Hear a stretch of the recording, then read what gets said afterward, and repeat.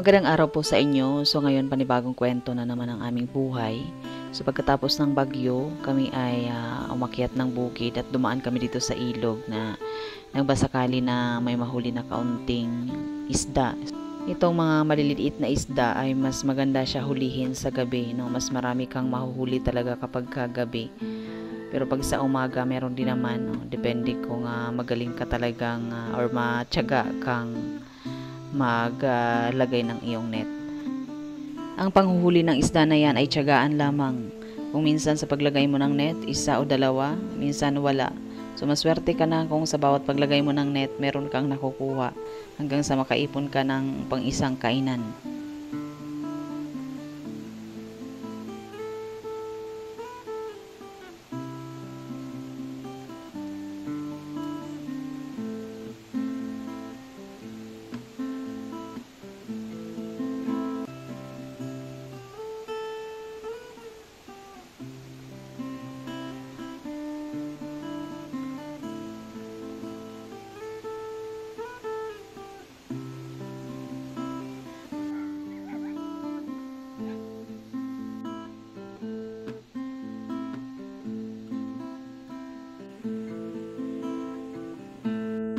Ipakita ko lamang itong tanim ng aming kapitbahay, no? Buti pa sila nakapagtanim na talaga sila ng gulay sa kanilang paligid. Pero kami wala pa talaga, pechay-pechay lamang. So ganito lamang siya kakonti, no? Nakakayamang ipakita sa inyo, pero pwede na to pananghalian, haluan ng pechay kaysa magpuro na naman pechay. At least merong kaunting isda.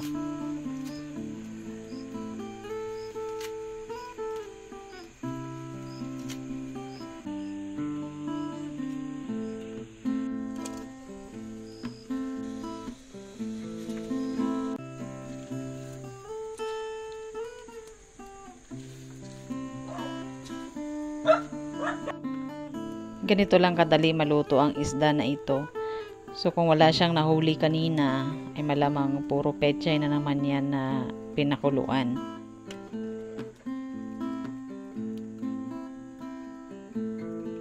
Mabibilang lamang talaga ang mga isda na to, parang palamuti lamang sila sa gulay. Pero ang mahalaga, lalo na pagka ganitong malamig ang panahon, so mahalaga talaga ang sabaw.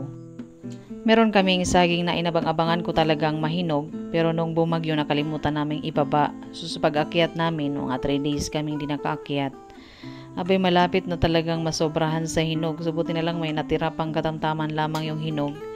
So ito masarap kasi itong ihawin, no? At lagyan ng margarine. So maghahalo yung kanyang lasa na matamis at maalat-alat. So ito na lamang yung aming gagawing merienda habang nagagawa si Mr. sa kubo. Wala rin naman kaming mantika, kaya maganda talaga ihawin na lang.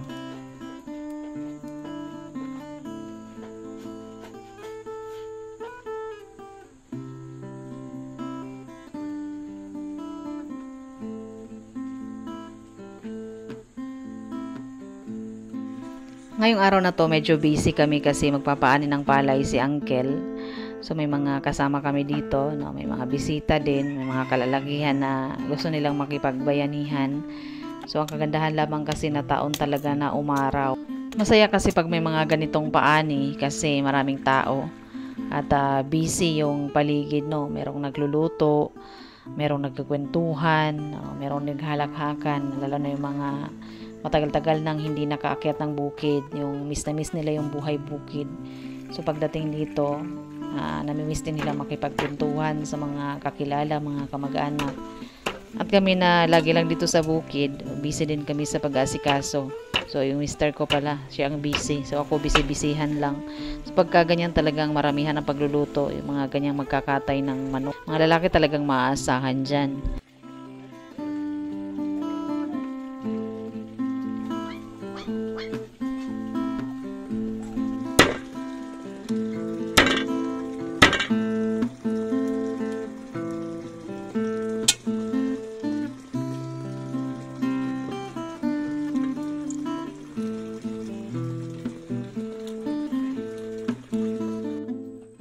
Pag dito sa bukid walang pinipiling prutas. So kahit pa yung dalandan maasim ay kakainin talaga, lalo kapag walang iba.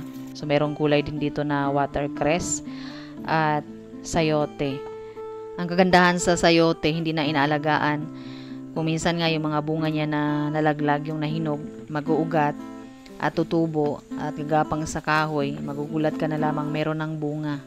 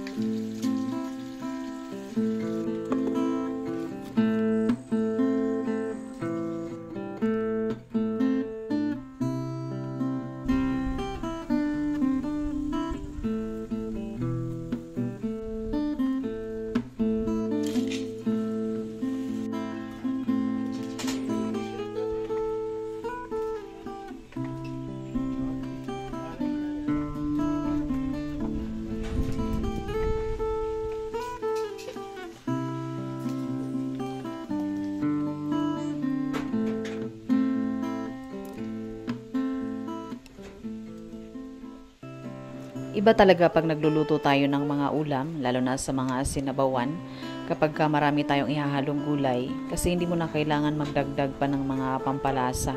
So tama na yung asin, kasi yung gulay na yung magbibigay ng lasa doon sa sabaw.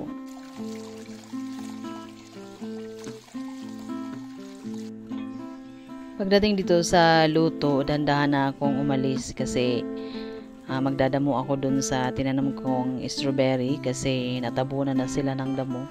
So baka mamunga sila kapag nadamuhan.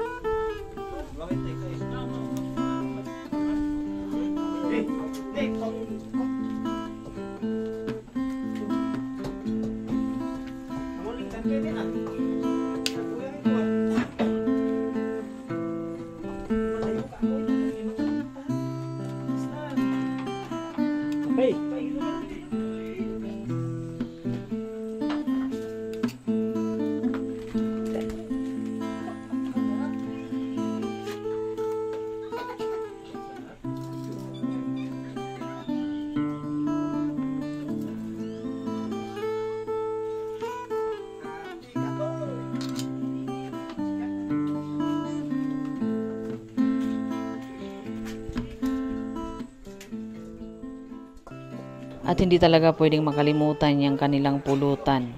Kasi sa mga ganitong pagkakataon, meron talagang kaunting inuman para mas maging masaya ang kwentuhan nilang mga kalalakihan.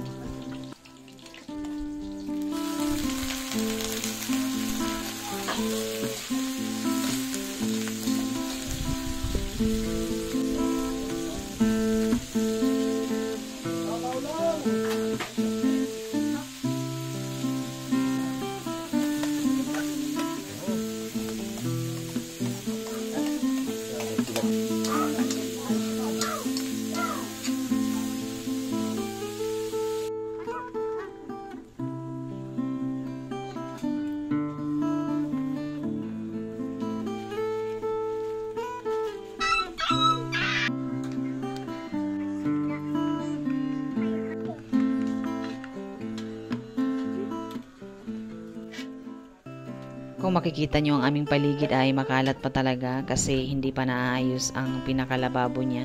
Wala pa kaming matinong lagayan ng mga pinggan, baso.